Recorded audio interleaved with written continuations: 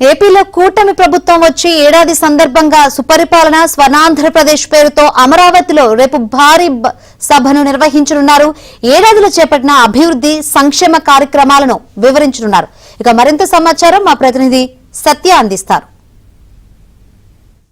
Telugu Desam party నేతృత్వంలోని TDP, BJP, Janasena కూటమి పాలన అధికారంలోకి వచ్చి సరిగ్గా ఏడాది కావడంతో ఈ ఏడాది పాలనను సంబరంగా నిర్వహించాలని రాష్ట్ర ప్రభుత్వం నిర్ణయించింది. దానిలో భాగంగా సుమారు 3,000 మంది ప్రతినిధులతో ఇక్కడ ఈ కార్యక్రమాన్ని ఏర్పాటు చేస్తున్నారు. మనం చూడొచ్చు, గతంలో ఏదైతే ప్రధాని అమరావతి రీస్టార్ట్ కార్యక్రమానికి ఎక్కడైతే ఏర్పాట్లు చేశారో అదే ప్రాంతంలో ఏర్పాట్లు చేస్తున్నారు. ఇక్కడ వర్షం వచ్చినా ఇబ్బంది లేకుండా జర్మన్ యాంగర్లతో ఇక్కడ ఏర్పాట్లు అయితే చేస్తున్నారు. పనులు అయితే చురుగ్గా సాగుతున్నాయి. రేపు సాయంత్రం 4 గంటలకు ఇక్కడ ఈ మీటింగ్ అయితే నిర్వహించబోతున్నారు.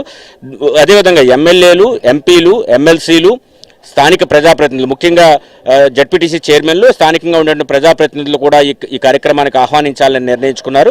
దాదాపు 2,000 నుంచి 3,000 మంది ప్రతినిధులు ఈ కార్యక్రమానికి హాజరవుతారని భావిస్తున్నారు. దీనికి సంబంధించి ఏర్పాట్లు కూడా ప్రభుత్వ యంత్రాంగం ఇప్పటికే పూర్తి స్థాయిలో సిద్ధం చేసింది. అయితే నిన్న అర్ధరాత్రి నుంచి కొంతమేరకు వర్షం కురిసిన నేపథ్యంలో ఇక్కడ వెన్యూ ఏమైనా మారే అవకాశం ఉందనే సందిగ్ధం కూడా ఉంది. అయినప్పటికీ కూడా ఏర్పాట్లు అయితే మాత్రం అధికార యంత్రాంగం అయితే పూర్తి స్థాయిలో ఇక్కడ కూడా సమాప్తం అవుతుంది, పూర్తి స్థాయిలో సిద్ధం అవుతున్న పరిస్థితి అయితే ఉంది.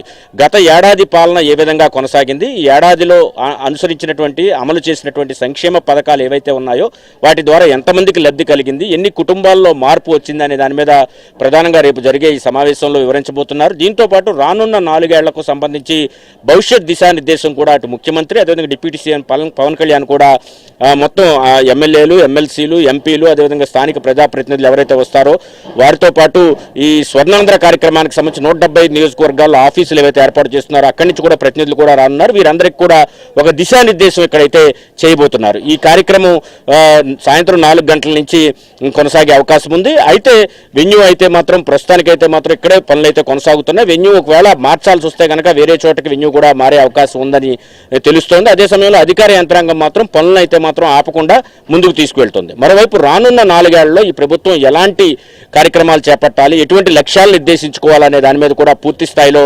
సిద్ధమవుతోంది. ఈ లక్ష్యాలన్నింటినీ కూడా ఎవరైతే ఎమ్మెల్యేలు, ఎమ్మెల్సీలు, ఎంపీలు, స్థానిక ప్రజాప్రతినిధులు ఉంటారో వారందరికీ ముఖ్యమంత్రి, డిప్యూటీ సీఎం ఇద్దరు కూడా వివరించబోతున్నారు. గడిచిన 5 ఏళ్లలో వైసీపీ పాలనలో రాష్ట్రం ఏ విధంగా ఛిద్రమైంది, దాన్ని గత ఏడాది కాలంలో ఏ విధంగా గాడిని పెట్టారు, పట్టాలెక్కించారనే దాని మీద కూడా వివరణాత్మకంగా కూడా వివరించే అవకాశం ఉంది. దీంతో పాటు రానున్న 4 ఏళ్లలో తీసుకోవాల్సినటువంటి చర్యలేంటి, రాష్ట్రాన్ని పూర్తి స్థాయిలో 2047 నాటికి ఇండియాలోనే నెంబర్ 1గా తీర్చిదిద్దడానికి తీసుకోవాల్సిన చర్యలు ఏంటి, వాటి మీద ఎటువంటి ఫోకస్ పెట్టదలుచుకున్నారనే దాని మీద కూడా ముఖ్యమంత్రి, డిప్యూటీ సీఎం కూడా ప్రజెంటేషన్స్ అయితే రేపు సాయంత్రం ఇవ్వబోతున్నట్టుగా తెలుస్తోంది. వాటికి సంబంధించి సన్నాహకాలు అయితే ఇక్కడ జరుగుతున్నాయి. కొద్దిసేపటి క్రితం ప్రద్యుమ్న సీఎంఓ అధికారి కూడా ఇక్కడికి వచ్చి ఏర్పాట్లను పర్యవేక్షించారు. అదేవిధంగా ఆయనతో పాటు గుంటూరు జిల్లా కలెక్టర్ నాగలక్ష్మి, ఎస్పీ సతీష్ కుమార్ కూడా ఇక్కడికి వచ్చి ఏర్పాట్లను పర్యవేక్షించిన పరిస్థితి అయితే ఉంది. మొత్తం మీద ఇక్కడైతే ఏర్పాట్లు అయితే కొనసాగుతున్నాయి. ఒకవేళ ఈ రాత్రి కూడా వర్షం వస్తే కనుక వెన్యూ అయితే మారే అవకాశాలు కూడా ఉన్నాయని చెబుతున్నారు. ఓవరాల్గా అయితే ఏర్పాట్లను అయితే మాత్రం ఎటువంటి ఆటంకం లేకుండా కొనసాగించేందుకు ప్రస్తుతానికి అధికార యంత్రాంగం అయితే సమాయత్తం అవుతోంది. కెమెరా పర్సన్ రాంప్రసాద్తో సత్య, ఏబిఎన్ ఆంధ్రజ్యోతి, అమరావతి.